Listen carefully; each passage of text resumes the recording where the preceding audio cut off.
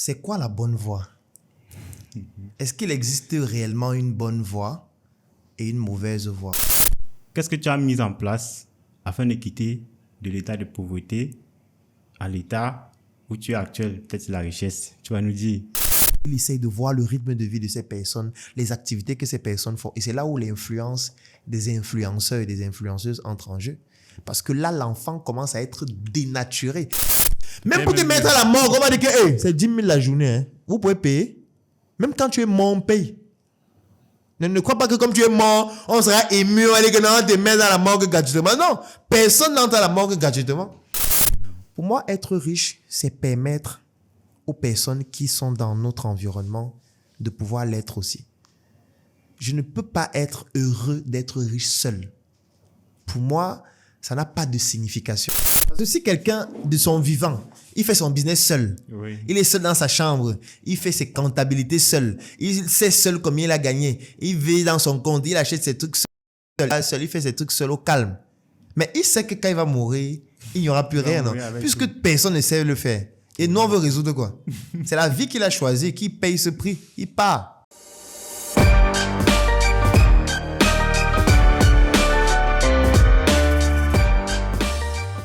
Bonjour, docteur Claudel. Bonjour, Hans. Bienvenue à The Hustlers. C'est un honneur. Voilà, le décor, il est magnifique. Merci. Du coup, on a envie de donner le maximum. Merci beaucoup. Donc, The Hustlers, c'est un podcast qui a été créé afin de pouvoir édifier les personnes qui ont une activité génératrice de revenus, mais qui ont du mal à passer à l'étape ou encore à l'échelle de la scalabilité. Beaucoup de personnes, moi y compris, dans beaucoup de mes activités, j'ai vraiment du mal à atteindre la scalabilité. Donc, raison pour laquelle j'ai décidé de créer ce podcast pour inviter des personnes qui ont des résultats qui selon moi, ont atteint cette étape de scalabilité afin qu'ils puissent venir et partager leur expérience avec nous. Comment est-ce qu'ils ont fait? De façon pragmatique, parce qu'il y a tellement de podcasts où on nous partage des principes, on nous partage des méthodologies, mais qui ne sied pas vraiment à notre environnement. Donc, c'est la raison pour laquelle j'ai décidé de créer ce podcast pour inviter des personnes qui vont vraiment nous éclairer sur ce plan-là. Donc, pour tous ceux qui ne te connaissent pas, est-ce que tu peux tout simplement te présenter afin qu'ils puissent te découvrir? Comme je le disais antérieurement, c'est un plaisir pour moi de participer à cette aventure, à ce projet. En tant que premier invité, c'est toujours quelque chose d'assez émouvant. Moi, je m'appelle Numbisi Claudel Joël. Je suis médecin de formation. J'ai été formé au Cameroun. D'ailleurs, j'ai fait tout mon parcours académique au Cameroun, de la maternelle à l'école primaire, au secondaire, et ensuite en fac de médecine à l'Université des Montagnes. Je termine donc mes études là-bas. Nous sommes en novembre 2014. Et quand je sors de la fac de médecine, je commence à travailler comme médecin dans plusieurs structures hospitalières et avec beaucoup de difficultés que je rencontre parce que je voulais faire une carrière dans le domaine public principalement, dont je présente le concours, que je ne réussis pas. Et ça a été un gros déclic pour moi parce que je ne me retrouvais pas dans les structures hospitalières privées et confessionnelles. J'estimais que ma place ne s'y trouvait pas, que ce soit en termes de qualité de travail, que ce soit en termes de responsabilité que j'avais, que ce soit en termes de revenus. Et je me suis donc dit qu'il faut que je me lance. Donc c'est comme ça que je débute ma carrière entrepreneuriale. Nous sommes en 2015 avec des projets comme SOS Médecins Cameroun. Ensuite, il y a eu la Startup Academy. Ensuite, il y a eu tellement d'autres projets qui se sont enchaînés. SM, Startup Group, Scénic, Tontine structurelle africaine, Joka, bref, tellement de projets. Et beaucoup d'échecs aussi. On a tellement échoué. Oui. J'ai dit toujours que si on a lancé 10 projets, on a échoué 9. Et voilà, c'est aussi ça le coût de l'apprentissage. Et c'est ça qui m'a permis aujourd'hui d'avoir la consistance que j'ai, qui est principalement tropicalisée par rapport à notre environnement. Moi, j'ai pas fait l'étranger. J'y suis allé de temps en temps, soit pour des événements, des conférences et tout, mais je suis un pur produit local. Donc, quand je parle d'entrepreneuriat dans notre environnement, je n'ai aucune prétention de tout connaître parce que nous sommes tous ignorants, mais pas de la même chose. Mais pour avoir beaucoup échoué, j'ai appris beaucoup de choses. Raison pour laquelle vous êtes là aujourd'hui. Oui. Parce que justement, j'ai estimé que au-delà déjà de tout ce que vous partagez avec nous sur les plateformes sur lesquelles vous communiquez, j'estime que avec des questions beaucoup plus spécifiques, vous allez apporter un grand plus à un très grand nombre de personnes dans notre écosystème. Donc du coup, avant de poser ma première question, je vais me présenter parce que beaucoup aussi ne me connaissent pas. Donc je suis Siabdje Hans, je suis entrepreneur depuis 4 ans plus exactement, et ça c'est sur le plan officiel parce que déjà depuis à l'école, tout le parcours scolaire, on était obligé d'en comprendre pour avoir l'argent de poche. Donc depuis que j'ai terminé mes études, ça fait 4 ans aujourd'hui, j'entreprends, et j'entreprends principalement dans le domaine de l'e-commerce. Je suis e-commerçant, je vends des produits, mon métier en fait. Donc j'achète, je revends. Il y a certains produits que j'achète sur le plan local, puis je les revends. D'autres, je les achète chez des partenaires en Chine. Et aussi, je fais aussi du dropshipping. Donc, vers la France, quand j'achète certains produits en Chine, et puis j'expédie vers la France à travers certains partenaires tels que Shopify. Donc, ça, c'est principalement les activités que je mène. C'est ça qui constitue à 70% de mes sources de revenus. Maintenant, à côté de ça, j'ai une entreprise de tracking, Cametrack, qui accompagne des particuliers et des entreprises qui aimeraient avoir une main mise sur leur flot de véhicules. Donc, avec Cametrack, on permet d'accompagner beaucoup d'entreprises à suivre de façon efficace leurs véhicules. En cas de vol, on intervient avec nos partenaires de la police, et aussi en termes de reporting et tout ce qui va avec. On est là, on accompagne nos entreprises. À côté de ça, on a notre incubateur des e-commerçants qui a été mis sur pied il y a cela 6 mois, qui est Wicrea. C'est un incubateur où nous accompagnons des personnes qui veulent saisir les opportunités du digital. Parce que e-commerce, c'est pas seulement la vente des produits, il y a aussi la vente des services, la vente des prestations. Donc tout cela, lorsqu'on utilise déjà l'internet pour vendre, c'est de l'e-commerce. Donc lorsqu'on dit souvent e-commerce, beaucoup se limitent à la vente des produits et services. Donc à travers Wicrea, on accompagne beaucoup de jeunes afin de pouvoir eux aussi tirer leur épingle du jeu de ce magnifique bijou qu'est le digital. Donc à côté de ça aussi, j'ai une entreprise de livraison parce que en Afrique, qui dit e-commerce dit logistique. Forcément. Voilà. Donc en réalité, comme vous avez dit dans une de vos vidéos, l'e-commerce, c'est la logistique en fait. Le real business, c'est la logistique. Oui. C'est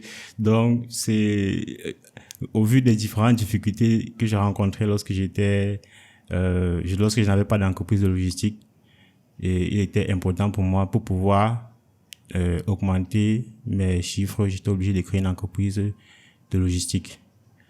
Donc, à côté de ça aussi, on a aussi une entreprise qui fait de la création de contenu audiovisuel, principalement les films courts-métrages, les films documentaires, les films web-séries et les films longs-métrages aussi. Et je profite d'ailleurs pour teaser un peu sur le long-métrage qui est en cours de post-production présentement, Le Détraqué de l'Aube, qui est le tout premier film d'horreur camerounais. Wow. Oui. Donc, c'est la partie 2 que nous avons réalisée. Et présentement, il est en cours de traitement. Donc, une fois que je me suis présenté, je vais entamer directement avec la première question. Comment trouver sa voie? Parce que aujourd'hui, il y a tellement d'informations en ligne, il y a tellement d'informations dans les livres, il y a tellement de problèmes dans notre écosystème, dans notre environnement. Du coup, ça devient difficile parfois de savoir réellement qu'est-ce qu'on doit faire. Donc, comment est-ce que toi tu as fait à quel moment est-ce que tu as su que non, tu étais sur le bon chemin? Et qu'est-ce que ceux qui n'ont pas encore trouvé leur voie, ceux qui ne savent pas encore ce qu'ils vont faire, comment est-ce qu'ils peuvent s'y prendre? Donc, ça, c'est la première question. Alors, c'est une colle. C'est une colle, pourquoi? Parce que en réalité, c'est une question qui est très complexe. Très complexe en ce sens que, en fonction de la manière dont tu abordes la question, on pourrait développer tellement de choses. Moi, je dirais même que c'est une question philosophique. Je vais prendre un exemple. C'est quoi la bonne voie? Est-ce qu'il existe réellement une bonne voie et une mauvaise voie, ou alors des bonnes voies et des mauvaises voies? Moi, voilà directement la première question que j'ai envie de me poser qui découle de la tienne. La deuxième, c'est, tu as dit que comment est-ce que j'ai fait pour trouver ma voie? Est-ce que la voie sur laquelle je suis actuellement, c'est la bonne voie? Peut-être c'est la mauvaise. Peut-être je crée plus de drame que de bien. Et si je veux aborder la question de façon religieuse, est-ce qu'au final, on a une voie? Est-ce que nos voies ne sont pas déjà tracées avant? Est-ce que nous ne sommes pas en train d'accomplir la voie de quelqu'un qui a déjà décidé de nos voies, nous tous? Là, c'est maintenant la vision religieuse parce que on a Dieu qui nous a tous créés. Il sait déjà ce qu'on va devenir. Il est omniscient, omnipotent, tout ce que vous voulez. Et avant qu'on ne naisse, il avait déjà décidé de ce qu'on va être et de comment on va finir. Ça veut donc dire qu'on n'a pas de voie, puisqu'on est juste en train d'accomplir la voie de Dieu. Donc, c'est extrêmement complexe. La bonne voie, pour moi, n'existe pas. Comme la mauvaise voie aussi. Mais même là, si on veut analyser ça d'un point de vue mathématique, on comprend très vite qu'il n'est pas possible de démontrer que quelque chose n'existe pas. Donc, c'est très complexe, c'est très difficile. Tout ce que je peux dire, c'est il faudrait que chacun identifie ce qui lui permet d'être heureux. On pourra encore faire un débat philosophique sur le bonheur, c'est quoi être heureux, machin et tout. Oui. Mais au moins, une chose dont on est certain, c'est que le bonheur, c'est quelque chose qui est c'est un chemin et non une destination. Et on peut être heureux de plusieurs manières possibles. Il y a des personnes qui sont heureuses du fait d'avoir beaucoup d'argent, d'autres qui sont heureuses du fait d'être en bonne santé, d'autres qui sont heureuses du fait d'avoir une bonne famille. Donc, c'est chacun qui a sa définition du bonheur. Et tout ça découle aussi de notre environnement, de notre patrimoine génétique, de nos connaissances. Donc, si je dois parler de la voie, je dirais, chacun au fond de lui sait ce qui lui fait plaisir. Moi, aujourd'hui, je sais ce qui me fait plaisir. Je sais qu'en faisant telle chose, ça me procure du bien. En faisant telle chose, je ne m'y retrouve pas. Donc, partant de là, et cette chose-là aussi est un fruit d'une forme de manipulation, parce que ce qui nous fait plaisir est fonction aussi de l'environnement dans lequel on a grandi, est fonction de nos parents qui nous ont transmis un certain patrimoine, est fonction de nos connaissances. Quelqu'un qui a grandi à Douala, à Deido, et qui a fait 20 ans là, n'aura pas les mêmes envies, n'aura pas les mêmes choses qui lui procurent du plaisir comme celui qui est né à Washington et qui a fait 20 ans là-bas. Donc, ça veut dire qu'il y a un ensemble de choses qui influencent sur ce qui nous fait plaisir. Mais de toutes les manières, il y a des choses qui font plaisir déjà. Moi, je pourrais dire à quelqu'un d'identifier ce qui lui fait plaisir et de se dire comment est-ce que je peux faire pour l'obtenir? Comment je peux faire pour obtenir ce qui me fait plaisir dans mon travail, sur l'émotionnel, sur le plan relationnel, sur le plan familial? Et lorsqu'on se pose cette question, parce que je dis toujours l'élément le plus important, c'est se poser les bonnes questions. Parce qu'à chaque fois qu'on se pose la bonne question, on arrive toujours à une bonne réponse et on pose les bonnes actions. Donc parfois, on peut travailler très dur pendant longtemps alors qu'en fait, on est en train de mettre ce travail au service des mauvaises questions qui ont abouti aux mauvaises solutions et un travail au final qui ne servira à rien. Donc aujourd'hui, ce que je fais correspond à ce qui me rend heureux. Parce que sur le plan de mon patrimoine génétique, je suis dans une famille où on aime donner, on aime partager, on aime accompagner. Et c'est ce que je fais au quotidien. Au quotidien, je donne des contenus je partage mes connaissances, j'accompagne des milliers de personnes. Ce n'est pas un fardeau pour moi parce que j'aime le faire. C'est une passion. Donc, je suis en train d'accomplir la voie qui me rend heureux. Ce ne sera pas forcément la même chose pour quelqu'un d'autre. Donc, il faudrait que cette personne se pose la question, qu'est-ce qui me rend heureux? Ce qui me rend heureux, c'est ça, sur le plan professionnel, ça, sur le plan émotionnel, ça, sur le plan familial. Dès que j'ai identifié tout ce qui me rend heureux dans les divers aspects de la vie, je me dis, qu'est-ce que je dois faire pour atteindre ce bonheur-là? En sachant que ce n'est pas une destination.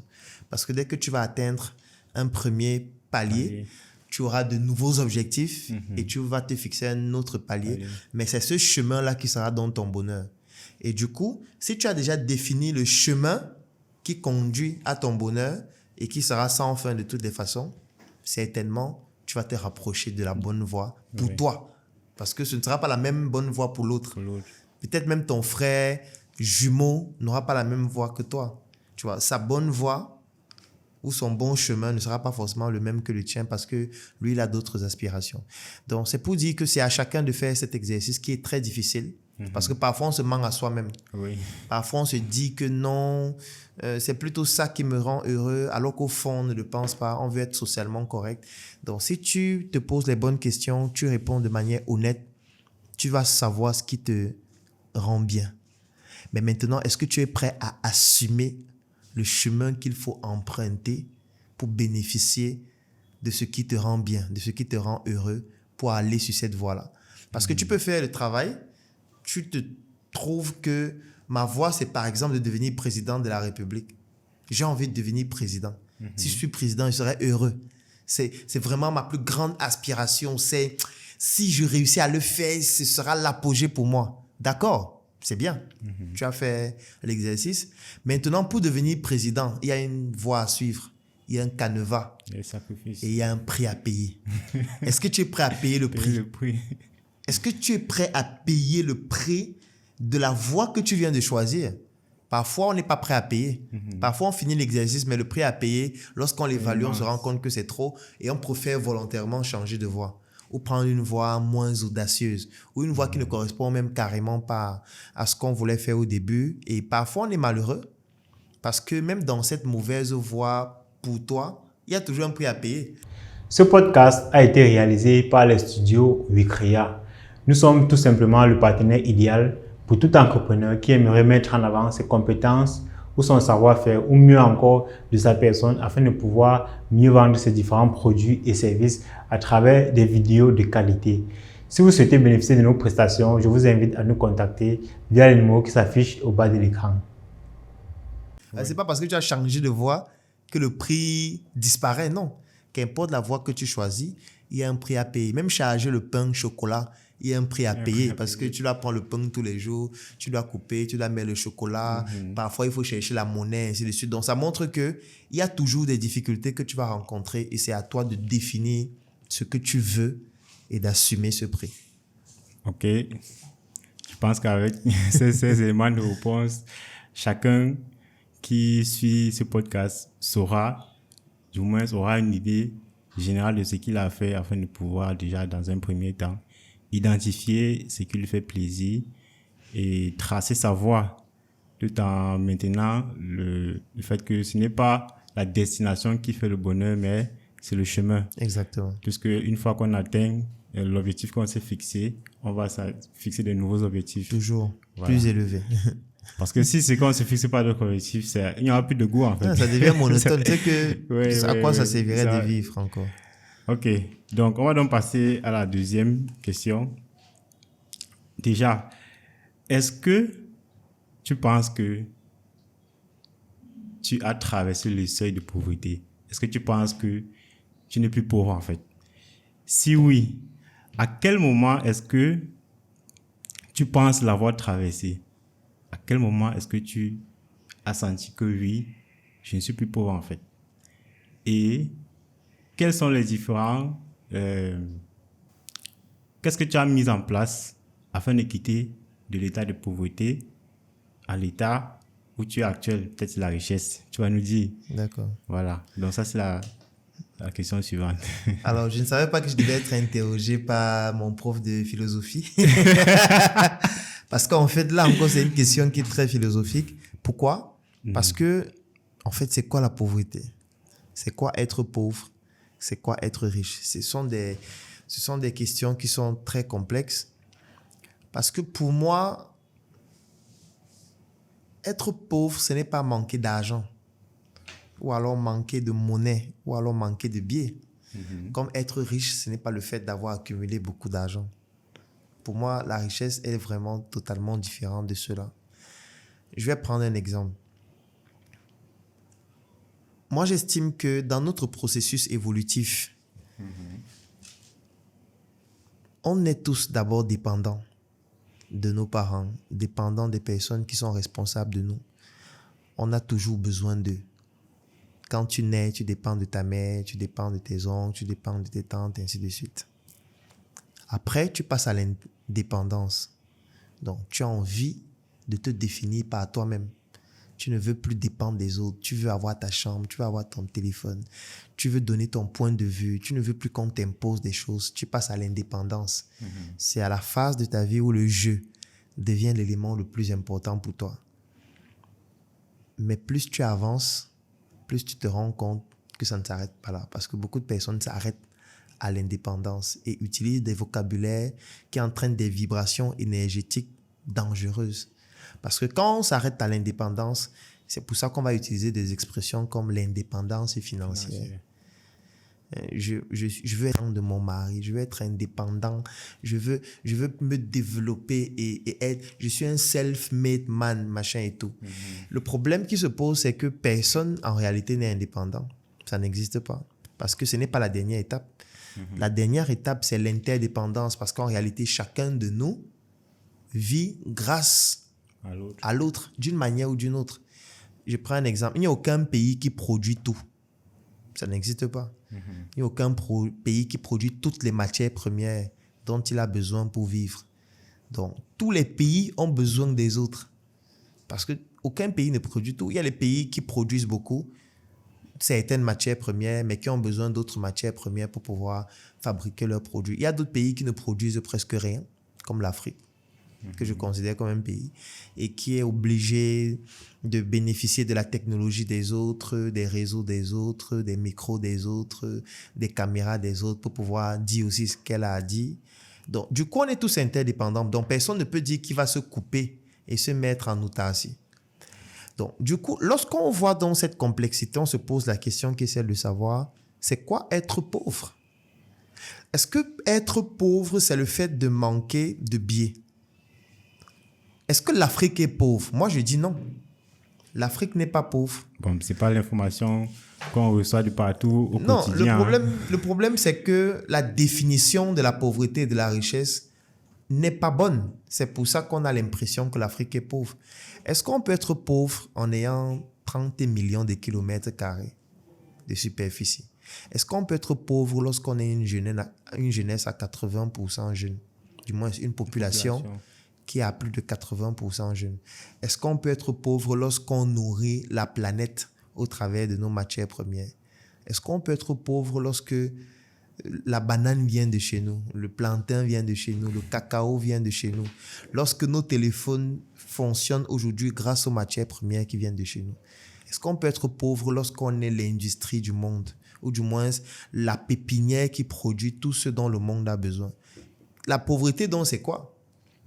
Ça veut donc dire qu'il y a une étape qu'on n'arrive pas à franchir, c'est-à-dire l'étape qui consiste à utiliser les ressources dont on dispose pour pouvoir s'épanouir grâce à ces ressources-là. Donc, ça veut dire qu'on n'est pas pauvre. Ça veut dire qu'on a quelque chose, mais il nous manque tout le nécessaire qui nous permet d'exploiter cette chose-là et d'en tirer les bénéfices qui vont nous permettre de pouvoir nous développer. Donc, on n'est pas pauvre. On a un potentiel qui est immense. Les autres exploitent ce potentiel-là, mais nous, on n'arrive pas encore à le faire. On ne peut donc pas dire qu'on est pauvre. On est peut-être pauvre d'outils qui nous permettraient de réellement exploiter ça, mais on est riche de valeur, on est riche de potentiel. Donc, c'est pour ça que si on me demande, Claudel, est-ce que tu es riche ou est-ce que tu es pauvre? Forcément, je suis pauvre de certaines choses. Il y a des choses qui me manquent. Il y a des choses que je souhaite avoir. Il y a des choses que je souhaiterais développer et que je n'ai pas. Il y a des connaissances que je n'ai pas. Il y a une somme d'argent que... Il y a un style de voiture que je n'ai pas. Il y a un type de personne que je n'ai pas encore pu accompagner. Donc, je suis pauvre de ça. Maintenant, je suis aussi riche de certaines choses. Peut-être de certaines connaissances, peut-être de certains biens matériels, peut-être de certains biens immobiliers, ainsi de suite. Donc, du coup, ça fait en sorte que, au final, on est à la fois riche de certaines choses et pauvre d'autres. Maintenant, c'est si on définit un référentiel en fonction peut-être de l'indice de développement humain ou en fonction peut-être de la capacité à se nourrir chaque jour ou la capacité à se vêtir sans problème. C'est là où on peut dire que oui, peut-être si je dois parler de moi, je ne suis pas misérable. Si on veut prendre en considération ces critères, est-ce que je mange normalement à ma faim? La réponse est oui. Est-ce que je peux vivre décemment ou alors est-ce que je vis décemment? La réponse c'est oui. Est-ce que j'ai la possibilité de pouvoir voyager quand je souhaite, aller où je souhaite? La réponse, c'est oui. Mais est-ce que c'est ça, être riche? C'est une autre question. Du coup, c'est quoi être riche? Pour moi, être riche, ça c'est pour moi. Ça ne peut pas se généraliser. Oui. Ça ne peut pas se généraliser à tout le monde. Pour moi, être riche, c'est permettre aux personnes qui sont dans notre environnement de pouvoir l'être aussi. Je ne peux pas être heureux d'être riche seul. Pour moi, ça n'a pas de signification. Moi, je dis toujours que si tu es le seul riche dans un quartier, tu es en insécurité. Donc, je ne peux pas être là, j'ai 50 milliards dans mon compte bancaire, j'ai 600 terrains, j'ai 15 villas, j'ai 60 voitures et j'ai des gens autour de moi qui manquent de tout. J'ai des gens autour de moi qui n'arrivent pas à trouver 20 000 francs par mois pour pouvoir se nourrir, pour pouvoir se loger. Pour moi, ça, ce n'est pas la richesse, ça, c'est la pauvreté. Pour moi, c'est une autre forme de pauvreté parce que tu t'encercles dans un mode de vie où tu as l'impression que tu es seul et que les autres n'ont pas de valeur et que tu n'as pas le devoir de permettre aux autres de pouvoir se développer aussi. Pour moi, ça, c'est pas la richesse. Bon, pour rebondir sur ce que tu viens de dire, si on prend ce référentiel de la richesse, est-ce que tu penses que tu vas être riche un jour? Comme j'ai dit, on est forcément riche de quelque chose et pauvre d'autre chose. Je suis riche de beaucoup de choses. Ce qui est certain en termes de connaissances, j'en ai beaucoup dans certains domaines. En termes de relationnel, je suis très riche parce que je connais beaucoup de personnes. En termes d'astuces, de sagesse, j'ai beaucoup appris de mes parents, beaucoup appris de mes ancêtres, beaucoup appris de mon environnement. Donc, je suis très riche de certaines sagesses. Pas de toutes, mais de certaines. En termes de biens financiers, matériels, immobiliers et tout, je suis riche à un certain niveau qui me permet de faire le nécessaire dont j'ai besoin. Mais je relativise tout ça parce que, je vais prendre un exemple. Allons même sur les chiffres. On va dire par exemple que tel est le plus riche du Cameroun ou du Bénin ou de l'Afrique. Mais tu es autant riche dans un environnement où on manque de tout. Du coup, c'est quoi donc cette richesse? Ce sont des chiffres dans un compte bancaire, ce sont les valeurs de tes actions dans les entreprises dans lesquelles tu es, mais qui en réalité n'aident pas grand-chose, ou du moins pas grand nombre de personnes, ou aident une partie, mais c'est vraiment infime par rapport à la réalité. Donc, pour moi, j'ai vraiment une notion très variable de ce que c'est que la pauvreté et la richesse. Mais c'est clair que si on veut aller sur des critères qui sont purement caricaturaux, comme ce qu'on a l'habitude de nous présenter dans les médias, ce qui est certain, je ne suis pas pauvre si on se base sur ces critères. Mais est-ce que je suis riche? J'en doute. En tout cas, pas au point où je permets à d'autres Africains en grand nombre de pouvoir eux aussi s'épanouir. Donc pour moi, non, ce n'est pas la richesse. Vous êtes humble, quoi. Non, je ne sais pas que je suis humble. Non, je ne suis pas humble. En tout cas, pas la définition de l'humilité telle que les gens veulent nous faire croire. Parce qu'en Afrique, quand on dit que tu dois être humble, ça veut en réalité dire que tu dois t'humilier. Tu dois vraiment... Tu dois même régner qui tu es, ce que tu sais faire, ce que tu as, parce qu'on a dit que tu es humble. Non. Par exemple, nous avons mis sur le marché la meilleure marque de chips au monde. Ce n'est pas prétentieux, c'est un fait. Maintenant, peut-être les gens vont écouter cette partie et dire « Ouais, il est arrogant. » Arrogant comment? C'est un fait, c'est une réalité. Justement. Pour Bon, celui qui sauf pense qu'en que Afrique, c'est quand pas... tu le dis comme ça, on est vraiment, ouais, c'est un gars Non. prétentieux, non? Non, moi, j'ai dit, en ce qui concerne Njoka, et en ce qui me concerne, de mon expérience, je n'ai pas encore vu une marque de chips, même en termes de goût, qui rivalise Njoka. Et pour tous ceux qui vont dire que c'est faux, moi, je les invite tout simplement à mettre un lien en commentaire et on va les regarder. Oui, tout On va les simplement. regarder. Si on voit que justement, en termes de branding, en termes de goût, ils sont meilleurs, on va justement déclasser Njoka. Oui. Mais pour l'instant, c'est Njoka le leader. C'est le peuple qui l'a voulu. Donc, Ce n'est pas nous. Il n'y a pas de débat. C'est un fait, en fait, comme vous avez dit tout à l'heure. Voilà. C'est un fait. Tu vois. Sauf Ok. que en Afrique, être humble, c'est qu'on doit dire vraiment, on s'est battu. C'est vrai que c'est pas encore ça. Non. Acceptez-nous comme ça. Soutenez-nous. Non! C'est la meilleure marque de chips, mon frère. Soutenez-nous comment? C'est la meilleure. On va faire comment? Ouais. On a fait la meilleure marque de chips au monde. Point. Donc voilà, pour moi, je préfère dire comme ça. ouais. Big up à la team de Njoka. Ouais. Magnifique team. Si vous souhaitez créer votre propre émission podcast, alors nous mettons à votre disposition notre espace, notre matériel, notre expertise et nous pouvons aller beaucoup plus loin. Nous pouvons vous accompagner lors de la communication de votre émission podcast. Je tiens à préciser ici que nos locaux sont totalement amovibles. C'est-à-dire nous pouvons créer 10 émissions podcast dans ces studios et chacune de ces émissions auront un décor entièrement différent de l'autre. Et je tiens aussi à préciser que vous n'êtes pas obligé de venir ici dans nos locaux afin de réaliser vos émissions podcast.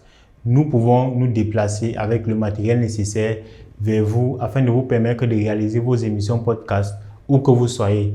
Donc, si vous avez un projet podcast, je vous invite à nous contacter afin que nous puissions travailler ensemble pour permettre à ce projet de voir le jour.